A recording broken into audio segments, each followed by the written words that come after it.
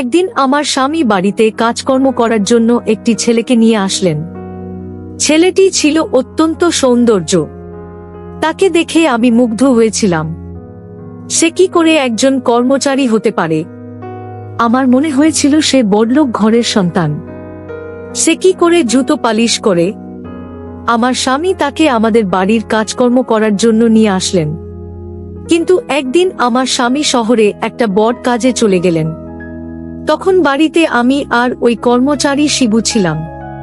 কিন্তু সেদিন তো বন্ধুরা, বাকিটা তোমাদের বলছি। তার আগে তোমাদের একটা কথা বলি, রাগ করবে না কিন্তু। তোমরা এই ভিডিওতে একটি লাইক দিয়ে এবং চ্যানেলটি সাবস্ক্রাইব করে পাশে থাকবে। এবার আসল ঘটনাটি শুরু করি। আমার নাম অর্পিতা, স্বামী রজত। আর আমি এই নিয়েই আমাদের ছোট্ট সংসার। রজত একটি প্রাইভেট কোম্পানিতে উচ্চ পদে চাকরি করে, আর আমি বাড়ির সবকিছু সামলাই। ইদানিং কাজের চাপ বড্ড বেড়ে গিয়েছিল। একা হাতে সবটা সামলে উঠতে পারছিলাম না। রজতকে অনেকদিন ধরেই বলছিলাম একজন সাহায্যকারী রাখার জন্য। অবশেষে একদিন সন্ধ্যায় রজত বাড়ি ফেরার সময় সাথে করে একটি ছেলেকে নিয়ে এলো। রজত বলল, অর্পিতা, তোমার জন্য একজন সাহায্যকারী নিয়ে এসেছি। আজ থেকে ও আমাদের বাড়িতে থাকবে। আমি ছেলেটির দিকে তাকালাম। বয়স 22-23 হবে। শ্যামলা গায়ের রং, কিন্তু চেহারায় একটা অদ্ভুত সারল্য আর আভিজাত্যের ছাপ।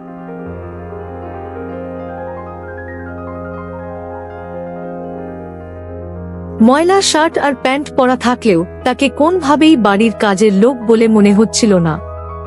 আমি অবাক হয়ে রজতকে জিজ্ঞেস করলাম, ওকে কোথায় পেলে তুমি? দেখে তো মনে হচ্ছে ভালো ঘরের ছেলে। রজত এসে বলল, ওকে আমি রাস্তার মোড়েই জুতো পালিশ করতে দেখেছিলাম।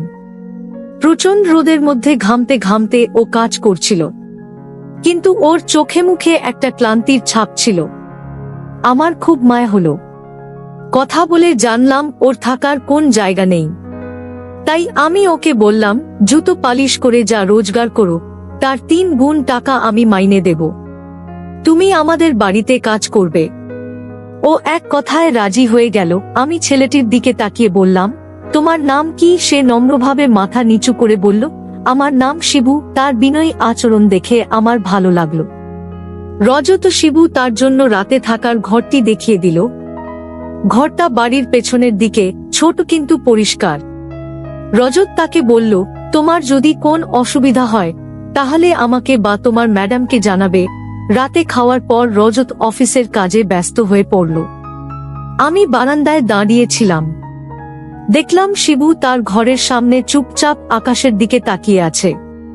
কি যেন একটা গভীর বিষণ্ণতা তার চোখে মুখে।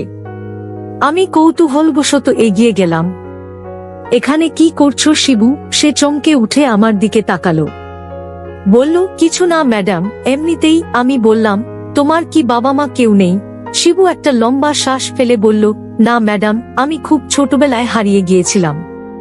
তারপর থেকে মানুষের বাড়িতে, স্টেশনে, রাস্তার মোড়ে বড় হয়েছি। বাবা মায়ের চেহারাও আমার ঠিকমতো মনে নেই। তার কথা শুনে আমার মনের ভেতরটা কেমন গলে উঠল। কিন্তু পরক্ষণেই শিবু আমার দিকে অদ্ভুতভাবে তাকিয়ে বলল, ম্যাডাম, আপনাকে দেখে আমার কেন যেন খুব চেনা চেনা লাগছে। মনে হচ্ছে আপনাকে আমি আগেও কোথাও দেখেছি। কথাটা শুনে আমি চমকে উঠলাম। একজন কর্মচারী যাকে আমি চিনি না জানি না, তার মুখে এমন কথা শুনে আমার মনের ভেতরটা কেমন যেন অস্বস্তিতে ভরে গেল। আমি কঠোর স্বরে বললাম, কাজের মানুষের মত থাকো। বেশি কথা বলার দরকার নেই। এখন যাও, ঘুমিয়ে পড়ো। শিবু আমার কথায় হয়তো কষ্ট পেল। সে চুপচাপ মাথা নিচু করে নিজের ঘরে চলে গেল। কিন্তু আমার মনে কেমন যেন সন্দেহ হলো। ছেলেটা কি আসলেই সহজ সরল, নাকি এর পেছনে অন্য কোন উদ্দেশ্য আছে? তার ওই অদ্ভুত চাহনি আর কথা আমার রাতের ঘুম কেড়ে নিল। পরের দিন থেকে শিবু বাড়ির কাজে লেগে গেল। তার কাজে কোন খুঁত ধরার উপায় ছিল না। ঘরদোর ঝকঝকে তকতকে রাখা, বাগান পরিষ্কার করা, বাজার করা, সব কাজ সে অত্যন্ত নিষ্ঠার সাথে করত। রজত তো তার কাজে মুগ্ধ। সারাক্ষণ আমার কাছে শিবুর প্রশংসা করত। দেখেছো অর্পিতা, কি ভালো একটা ছেলেকে এনেছি, একেবারে হীরের টুকরো। আমি রজতের কথায় সায় দিতাম, কিন্তু আমার মন থেকে সন্দেহের কাঁটাটা নামাতে পারছিলাম না। শিবু কাজে কর্মে ভালো হলেও তার কিছু আচরণ অদ্ভুত ছিল। সে প্রায়ই আমার দিকে অপলক দৃষ্টিতে তাকিয়ে থাকত। আমি টের পেলেই সে চোখ নামিয়ে নিত। মাঝে মাঝে অনুমতি ছাড়াই বেশি কথা বলতো, যা আমার অস্বস্তি বাড়িয়ে দিত। একদিন দুপুরে আমি আমার পুরনো অ্যালবামগুলো দেখছিলাম। আমার ছোটবেলার ছবি, বাবা মায়ের সাথে তোলা ছবি। হঠাৎ পেছনে কারো উপস্থিতি টের পেয়ে ঘুরে তাকালাম। দেখি শিবু দরজার পাশে দাঁড়িয়ে আছে। আমি কিছুটা বিরক্ত হয়ে বললাম, তুমি এখানে কি করছো? অনুমতি ছাড়া আমার ঘরে ঢুকেছ কেন? শিবু ভয় পেয়ে বলল, মাফ করবেন ম্যাডাম, আমি আপনাকে ডাকতে এসেছিলাম। আপনি দুপুরের খাবার খাবেন কিনা তার জন্য এসেছিলাম। আমি কঠোরভাবে বললাম, দরজার বাইরে থেকে ডাকতে পারতে। আর কখনো আমার অনুমতি ছাড়া ঘরে ঢুকবে না। সে মাথা নিচু করে চলে গেল। কিন্তু আমি লক্ষ্য করলাম, যাওয়ার আগে তার চোখ দুটো অ্যালবামের উপর আটকে ছিল। আমার সন্দেহ আরো ঘনীভূত হল। তার উদ্দেশ্য পরিষ্কার নয় বলে মনে হচ্ছিল, নাকি অন্য কোন উদ্দেশ্য। কয়েকদিন পর শিবু এসে আমাকে বলল, ম্যাডাম, আমাকে যে ঘরটা দিয়েছেন সেখানে আমার থাকতে একটু অসুবিধা হচ্ছে। আমি অবাক হয়ে বললাম, কেন, কি অসুবিধা? সে ইতস্তত করে বলল, ঠিক বলতে পারবো না ম্যাডাম। ঘরটাতে ঢুকলে আমার কেমন যেন একটা অস্বস্তি হয়। মনে হয় এই পরিবেশটা আমার জন্য নয়। আমি তার কথা শুনে তার ঘরে গেলাম। চারপাশ ভালো করে দেখলাম। আলো বাতাসের কোন কমতি নেই, ঘরটাও পরিষ্কার। আমি কোন সমস্যাই খুঁজে পেলাম না। আমার রাগ বেড়ে গেল। আমি বললাম, দেখো শিবু, আমি তোমার কোন নাটক সহ্য করব না। যে ঘরে থাকতে দেওয়া হয়েছে সেখানেই থাকতে হবে। যদি বেশি সমস্যা হয় তাহলে তুমি কাজ ছেড়ে চলে যেতে পারো। আমার কথায় শিবু কষ্ট পেয়েছিল, তা তার মুখ দেখেই বোঝা যাচ্ছিল। সে আর একটাও কথা না বলে নিজের কাজে কর্মে মন দিল। কিন্তু সেদিন রাতে আমি একটা অদ্ভুত স্বপ্ন দেখলাম কর্মচারীর সেই ছেলেটি আমাকে বলল, ম্যাডাম, আমি আর আপনার বাড়িতে থাকব না, চাকরিও করব না, কারণ আপনি অনেক সন্দেহ করেন। আমার টাকার দরকার নেই, আমি চলে যাব। ম্যাডাম, আমার চরিত্র অনেক ভালো। আপনি আমাকে শুধু শুধু সন্দেহ করেন। ঘুমটা ভেঙে যাওয়ার পর আমার সারা শরীর ভয়ে কাঁপছিল। এই স্বপ্নটা আমি আগেও কয়েকবার দেখেছি। সকালে ঘুম থেকে ওঠার পর থেকেই আমার মনটা খারাপ ছিল। স্বপ্নের ঘটনাটা আমাকে ভীষণভাবে নাড়া দিয়ে গেছে। শিবুর কথা মনে পড়তেই আমার মন খারাপ হয়ে গেল। রজত আমার অবস্থা দেখে জিজ্ঞেস করল, কি হয়েছে অর্পিতা? তোমাকে এমন চিন্তিত দেখাচ্ছে কেন? আমি তাকে স্বপ্নের কথা বললাম। রজত আমাকে সান্ত্বনা দিয়ে বলল, এসব কথা ভেবে কষ্ট পেও না। যা হওয়ার তা হয়ে গেছে। কিন্তু আমার মন মানছিল না। সারাদিন আমি অন্যমনস্ক হয়ে রইলাম। এরই মধ্যে শিবুর অদ্ভুত কথাগুলো আমার কানের মধ্যে বাজতে লাগলো। সন্দেহ আরো বেড়ে গেল। সে এখন আগের চেয়েও বেশি চুপচাপ থাকত, কিন্তু তার সেই অদ্ভুত চাহনিটা বদলায়নি। মাঝে মাঝে দেখতাম সে উঠানের এক কোণে বসে কি যেন ভাবছে। তার চোখের কোণে জল চিকচিক করত। আমার মনে হতো এই ছেলেটা কোন বড় রহস্য লুকিয়ে আছে। একদিন আমি রজতকে বললাম, আমার শিবুকে নিয়ে খুব ভয় করছে। ওর কথাবার্তা একদমই স্বাভাবিক নয়। আমার মনে হয় ও ভালো মানুষ নয়। রজত আমার কথা উড়িয়ে দিয়ে বলল, অর্পিতা, তুমি অকারণে ওকে সন্দেহ করছো। ও খুব ভালো ছেলে। হয়তো ওর জীবনে অনেক কষ্ট আছে, তাই একটু চুপচাপ থাকে। তুমি ওর সাথে একটু ভালো করে কথা বলো, দেখবে সব ঠিক হয়ে যাবে। রজতের কথায় আমি আশ্বস্ত হতে পারলাম না। আমার মনে হলো রজত বড্ড বেশি সরল। সে মানুষের ভালো দেখে বিশ্বাস করে ফেলে। আমি ঠিক করলাম শিবুর উপর নজর রাখব। এর কয়েকদিন পরেই রজতকে অফিসের জরুরি কাজে 3 দিনের জন্য শহরের বাইরে যেতে হলো। যাওয়ার আগে সে শিবুকে ডেকে বলল, শিবু, আমি কয়েকদিনের জন্য থাকব না। তুমি বাড়ির সব দায়িত্ব ঠিকমতো পালন করবে আর ম্যাডামের খেয়াল রাখবে। শিবু মাথা নেড়ে সম্মতি জানালো। রজত চলে যাওয়ার পর আমার মনের ভেতরটা কেঁপে উঠল। এই কদিন আমাকে এই অদ্ভুত লোকটার সাথে একা বাড়িতে থাকতে হবে। আমার ভয়টা শতগুণ বেড়ে গেল। আমি ঠিক করলাম এই সুযোগে শিবুর আসল পরিচয় খুঁজে বের করতেই হবে। সে আসলে কে, কি চায় তা আমাকে জানতেই হবে। রজত যাওয়ার প্রথম দিনটা কোন অঘটন ছাড়াই কেটে গেল। শিবু বাড়ির কাজ নিঃশব্দে করে যাচ্ছিল, কিন্তু তার নীরবতা আমার কাছে আরো বেশি ভয়ের কারণ হয়ে দাঁড়িয়েছিল। আমার মনে হচ্ছিল এটা হয়তো বটকোন ঝড়ের আগের শান্ত অবস্থা। রাতে আমি নিজের ঘরের দরজা ভালো করে বন্ধ করে ঘুমালাম। আমার মনে হচ্ছিল আমি যেন নিজের বাড়িতেই একজন বন্দী। পরদিন দুপুরে আমি রান্নাঘরে কাজ করছিলাম। হঠাৎ বাইরে থেকে একটা চিৎকারের আওয়াজ পেলাম। আমি দৌড়ে বাইরে গেলাম। দেখি পাশের বাড়ির ছোট ছেলেটা খেলতে গিয়ে পুকুরে পড়ে গেছে এবং পানিতে পড়ে গিয়েছিল। সেখানে কেউ ছিল না। আমি সাঁতার জানি না, কি করব ভেবে পাচ্ছিলাম না। ঠিক সেই মুহূর্তে শিবু তার পাশেই কাজ করছিল। সে ঘটনাটা দেখতে পেয়ে এক মুহূর্ত দেরি না করে পুকুরে ঝাঁপ দিল। নিজের জীবনের ঝুঁকি নিয়ে এসে ছেলেটাকে পানি থেকে তুলে আনলো। ততক্ষণে আশপাশের লোকজনও ছুটে এসেছে। সবাই শিবুর সাহসের প্রশংসা করতে লাগলো। ছেলেটির মা এসে তো শিবুর পায়ে পড়ে কান্নাকাটি শুরু করে দিল। আমি দূর থেকে পুরো ঘটনাটা দেখলাম। যে ছেলেটাকে আমি এতদিন ধরে সন্দেহ করে এসেছি, সে আজ একটা বাচ্চার জীবন বাঁচালো। আমার মনের ভেতরের বিশ্বাসের দেওয়ালটা প্রথমবারের মতো নড়ে উঠল। একজন অসৎ বা খারাপ মানুষের পক্ষে কি এমন নিঃস্বার্থভাবে অন্যের জীবন বাঁচানো সম্ভব?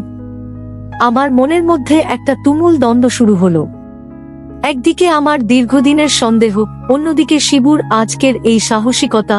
ভালো একটি কাজ, একটি শিশুর জীবন বাঁচানো। আমি কি তাহলে সত্যিই তাকে ভুল বুঝছি? সন্ধ্যায় আমি শিবুকে ডেকে বললাম, আজ তুমি যে কাজটা করেছো তার জন্য অনেক ধন্যবাদ।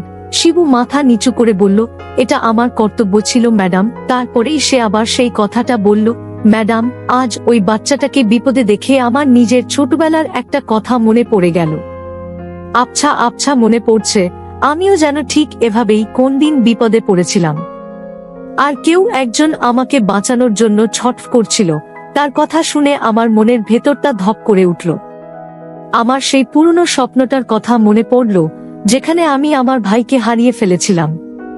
কিন্তু আমি নিজেকে সামলে নিলাম। ভাবলাম এটা হয়তো কাকতালীয়। রাতে আমার ঘুম আসছিল না। শিবুকে নিয়ে আমার সব চিন্তা ওলটপালট হয়ে যাচ্ছিল। সে কি সত্যিই ভালো, নাকি ভালো মানুষের আড়ালে অন্য কোন উদ্দেশ্য আছে? আমি ঠিক করলাম কাল সকালে আমি তার ঘরে গিয়ে তল্লাশি চালাবো। আমার মনের এই দ্বন্দ্বের অবসান হওয়া দরকার। পরদিন সকালে শিবু যখন বাজারে গেল, আমি সেই সুযোগে তার ঘরে ঢুকলাম। ছোট একটা ঘর, আসবাবপত্র বলতে একটা চৌকি আর একটা ছোট টেবিল, সবকিছু খুব গোছানো। আমি তার তোশকের নিচে, বালিশের নিচে খুঁজে দেখলাম, কিছুই পেলাম না। হতাশ হয়ে যখন ফিরে আসব, তখন টেবিলের ওপর রাখা একটা পুরনো ময়লা কাপড়ের পুটলির দিকে আমার চোখ পড়ল। আমার হাত কাঁপছিল। এটা খোলা কি ঠিক? কিন্তু আমার কৌতূহল আমাকে থামতে দিল না। আমি সাবধানে পুটলিটা খুললাম। ভেতরে একটা মাত্র জিনিস ছিল, একটা পুরনো বিবর্ণ হয়ে যাওয়া ছবি। ছবিটা হাতে নিয়ে আমি অবাক হয়ে গেলাম। আমার পায়ের নিচের মাটি সরে যাচ্ছিল, কারণ ছবিটা ছিল আমার ছোটবেলার ছবি।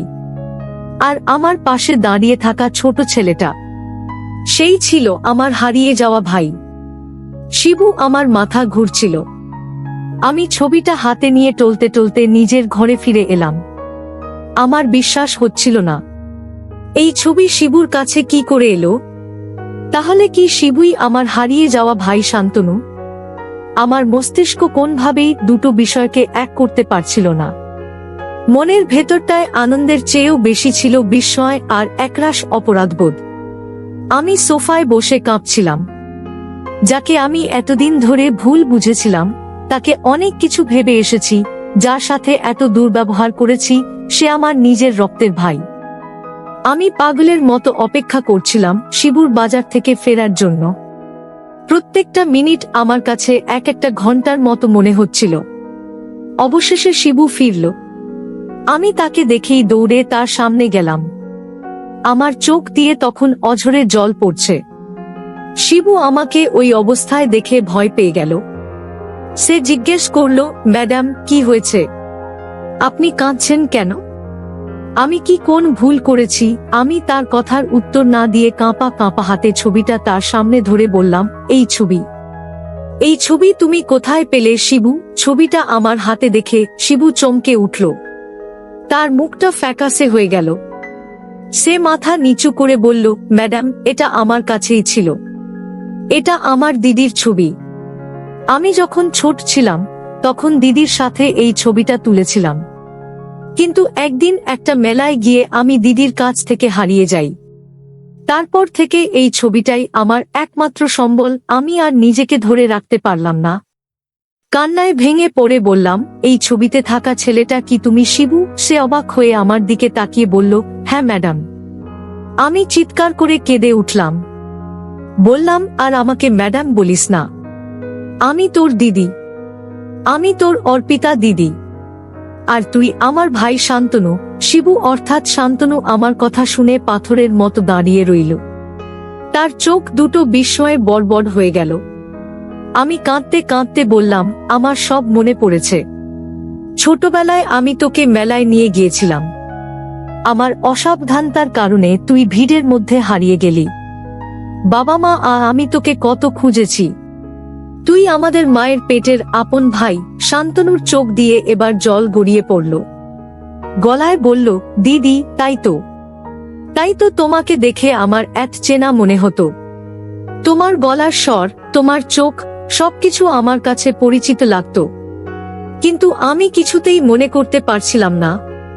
আমি তোকে কর্মচারী ভেবে কত সন্দেহ করেছি, কত অপমান করেছি। ভাই, তুই আমাকে মাফ করে দে। শান্তনু কেঁদে বলল, না দিদি, তুমি কোন ভুল করনি। আমার ভাগ্যটাই খারাপ।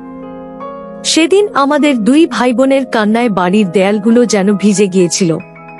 আমি সঙ্গে সঙ্গে বাবা মাকে ফোন দিলাম। তাদের জানালাম আমি আমাদের শান্তমকে খুঁজে পেয়েছি। ফোনের ওপাশ থেকে বাবা মায়ের কান্নার আওয়াজ শুনতে পেলাম। তারা বিশ্বাসই করতে পারছিলেন না। কয়েক ঘন্টা পর রজত ফিরে এলো। বাড়ির পরিস্থিতি দেখে সে অবাক হয়ে গেল। আমি যখন তাকে সবটা খুলে বললাম, তখন সেও আনন্দে আত্মহারা হয়ে গেল। আমি প্রথম দিনই বুঝেছিলাম তুমি কোন সাধারণ মানুষ নও।